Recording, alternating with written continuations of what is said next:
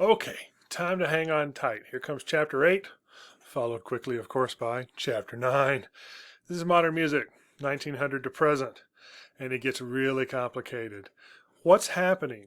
As you saw in chapter 6, chapter 7, composers are looking for those individual voices. They're trying to find a way to say something that nobody else is saying in a way no one else is saying it. Well, that just explodes exponentially. It's far more complicated.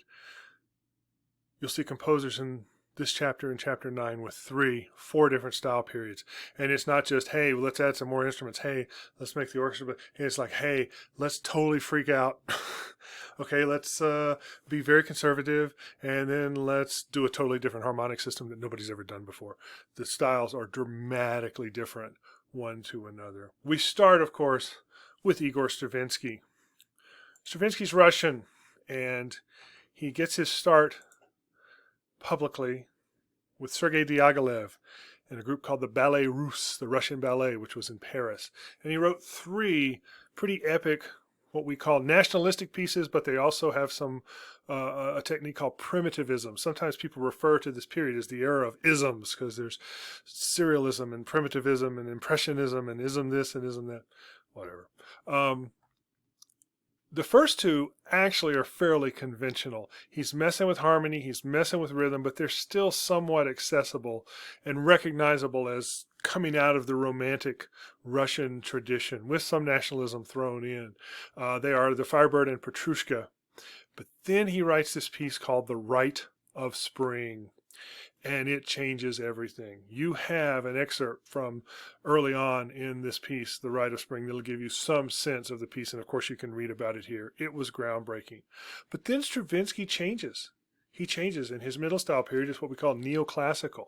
He goes back to smaller groups, he writes more tonal music, and then he changes again late in his career, and he embraces serialism, 12-tone music, which we'll study at the end of the chapter, but we'll talk about it several times before we get to it because other composers embrace it at various times. He's considered by many to be the most important composer of the 20th century. I think he absolutely probably is too, but another guy who's a candidate for that is this one, Bela Bartok. Bartok is this amazing Hungarian pianist who also was a brilliant music pedagogue. He was a great piano teacher. He was a great collector of folk music, what we are eventually going to call ethnomusicology. He and another guy, Zoltan Kodály, actually traveled around the countryside recording folk musicians doing their thing, and then he incorporated those sounds, those rhythms, sometimes those tunes into his music. His most famous piece is the Concerto for Orchestra, which I talk about in the book, but the example I have for you is actually music for strings, percussion, and celesta. I've got the last movement. Fantastic example of his writing. There's also an interesting story here about Leonard Bernstein as a conductor and his involvement with Bartok's music in his travels. Some of these listening guides later on get pretty interesting because there's so much interaction between the performers and the composers. You got to read about it, so that's there for you. Next 2 Russian dudes, Sergei Prokofiev, who left Russia and then came back. Some of his music is nationalistic, some is neoclassical, some is decidedly modern, and it just depends on the piece, what you're dealing with. His counterpart is Dmitri Shostakovich. Now, Shostakovich didn't leave Russia, and he suffered under the steel-jacked boot of the Soviet Union, if you will. His early works were decidedly modern, and the Russian government didn't like those, and so he had to retract his 4th Symphony, and he wrote instead the 5th Symphony, which he called a Soviet artist's practical creative reply to just criticism. You can read all about it. But some people say he hid little messages in the piece. Whatever. There's a great film link here. You can watch that. I have his string quartet number 8, Opus 110. He wrote a series of amazing symphonies. He wrote amazing string quartets, lots of chamber music, great operas. This one's kind of interesting, though, because it was originally for quartet, 2 violins, viola, cello. So many people messed with it and turned it into a chamber symphony, he later redid it himself. And so this is what he calls Chamber Symphony Opus 110. It's actually a orchestral setting of the string quartet. The tempo here is a little slow. This is a live performance, but it'll give you a sense of that, and hopefully your professor will play you a string quartet version so you can hear the difference. It tells the story of the firebombing of Dresden right at the end of World War II. It's a very profound piece of music. It brings us to Paul Hindemith. Hindemith was a German composer who fled the Nazis, came to America, spent a lot of time teaching American composers. I have him here because he's an important composer, but I also have him here, just like Holst in Chapter 7, because he was one of the first big proponents of the wind band. And he wrote a brilliant symphony in B-flat for concert band, which you have the last movement of here. It's a fugue. Hey, remember Bach? Well, he uses Bach's fugue techniques, but he updates them to modern harmonic language. Your active listening example will actually ask you to talk about that. So listen to this carefully, go back and listen to Bach, compare the two. Pretty cool. Then there's a dude that just doesn't fit neatly anywhere. His name is Charles Ives. Charles Ives is the perfect definition of the word iconoclast. There's just nobody else like him, and it's hard to describe. You're going to have to listen to the music and learn it for yourself. You do have a nice historical document here. This is very much of its time, so read it with that filter in mind. But he was kind of a stream of consciousness dude, and his writing reflects that, as does his composition. You have a movement from his string quartet, a second string quartet, very cool piece. His early symphonies are interesting. His late symphonies are absolutely fascinating. Read about him, fascinating guy. Doesn't fit neatly into any historical narrative. And then we get to Aaron Copland. Now, Aaron Copland's a guy who has 3 style periods. His early style period is very modernistic, and audiences hated the music for the most part.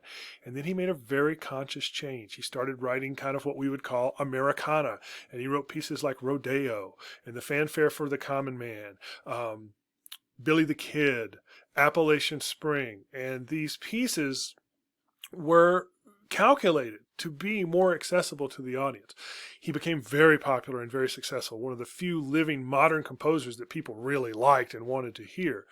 He used his voice, as you saw in Chapter 1, to be a proponent for other styles of music. And he said, look, I changed to make my music more accessible, but you've got to reach out to these other composers and try them. He did support other more modern composers. And then later in his career, here we go again, he embraces serialism. He does it. He uses these 12-tone techniques that are introduced by Arnold Schoenberg and his students, Berg and Webern. Get to that in just a minute, I promise. Then there's George Gershwin. You want to talk about a true American composer? There he is. Check him out. You have a very important focus on form next. This deals with Schoenberg's system of first atonality and then full serialism. It's a brand new way of organizing melodic and harmonic thought. It doesn't work with chords the way we've talked about. It doesn't work with scales the same way we've talked about. What it's doing is it was a system to guarantee absolute atonality. I know that sounds crazy complicated, and once you read this, you'll confirm that it is crazy complicated. Let me say again what I said in Chapter 1. Don't worry about it. You do not have to learn the ins and outs of the musical techniques. Trust me, some music majors don't understand this stuff either. But get a sense of it. Get a sense of the music, get a sense of the techniques, things like Klangfarben melody, Sprechstimme that he uses in a lot of his stuff and his students use as well. The techniques are all described here. Here's a matrix. It's a mathematical formula. Once you get through my focus on form, you also have, this was a lecture given by one of Schoenberg's students, Anton Webern, who was a very strict adherent to Schoenberg's techniques and style. And this is a lecture, obviously translated into English, that he gave. And you got to read it with a little bit of a dark sense of humor, because it's actually quite funny, but it's like German funny, okay? There's a sense of humor here, but you got to know where to look for it. But he is explaining this thing, and he's saying, look, this guy's not nuts. He's not crazy. This was just, for us, the next logical step. Wagner begins this breakdown of tonality. He delays cadence points. He makes us wait for the harmony to resolve. Mahler goes even further. And then comes Strauss. Well, this is the next step, but it's coupled with an artistic movement. Here's another ism, expressionism, EX. And you blend all of that together, and they started looking to intentionally avoid any sense of tonality. They wrote atonally, and then that's not good enough. It's not sustainable in the long term, so they come up with a brand new system of organizing thought, and that is serialism, the 12-tone method. You have examples of both. By the way, great link here to the Arnold Schoenberg House and his 12-tone method. Really cool video there. Once you get through this, I introduce you to the three composers. Here's Schoenberg. The first piece you get is Pierrot Lunaire. This is an atonal work. This is freely atonal. He's intentionally avoiding tonality, but there's no mathematical formula here that is set in stone to help him do that. So this is a transitional piece in some ways, but it is very much a perfect example of expressionism, EX, expressionism. It's a great little expressionistic poem, which he set very appropriately to the music. Later on, he does embrace full 12-tone techniques, and you have one of those pieces too. It's called A Survivor from Warsaw. It's a very profound piece that was written after the end of World War II. You can read about it, listen to it. I recommend it to you highly. Then his two students, Anton Webern, Alban Berg. Webern was the stricter of the two. He got into this Klangfarben melody, tone, color, melody. Each instrument is representing a specific node, and again, you can read about it, but it gets really complicated. Don't worry if you don't hear it all. It's okay. Just know that was his inspiration. You have an earlier work of his in your listening guide. This is the 5 orchestra pieces. It's teeny tiny little work. All of his stuff is very short and very to the point. No pun intended, pointillistic music. But this is freely atonal. Later, he used a strict 12-tone system. And it wasn't until after he died that people discovered he actually had written some gorgeous post-romantic music that's absolutely lovely. He hid it in favor of this new style that he wrote. The guy that bridges the gap between the two extremes is Alban Berg. Alban Berg is decidedly a modernistic, expressionistic composer. He uses serial techniques many times, but not always. And there are romantic elements in his pieces. Great instrumental music, some brilliant compositions, a fantastic violin concerto toward the end of his life. But he's best known for 2 operas, Wozzeck and Lulu. And you have an example from Wozzeck. It is an expressionistic opera, absolute masterpiece in the opera genre. So there you go, some big changes in music history with lots more to come in Chapter 9. Hey, I've never done this before, but I stopped too soon. I do need to show you at the end of this chapter, in Chapter 8, and I do this again in Chapter 9, there is also a laundry list of other composers. Some of your professors will cover some of these, some won't. If you get into any of this music, I encourage you, every one of these composers deserves a section of their own. Most of them have whole books written about them. There's some phenomenal music here. Here's Vaughan Williams that I mentioned in Chapter 7. William Grant Still, one of the first really important African-American composers. Ruth Crawford Seeger, a critical female composer from the early part of the year. Erik Satie, everybody knows his piece, The Geniopédies. Check him out. Respighi, Carl Orff. You know this too. Ba, da, da, da. Everybody thinks it's a middle-age piece. It's not. It's a 20th century work by this German composer. Carmina Burana is what it really is. Everybody knows it from football games. And so on and so forth. Just tons of great composers here and lots of other stuff to check out.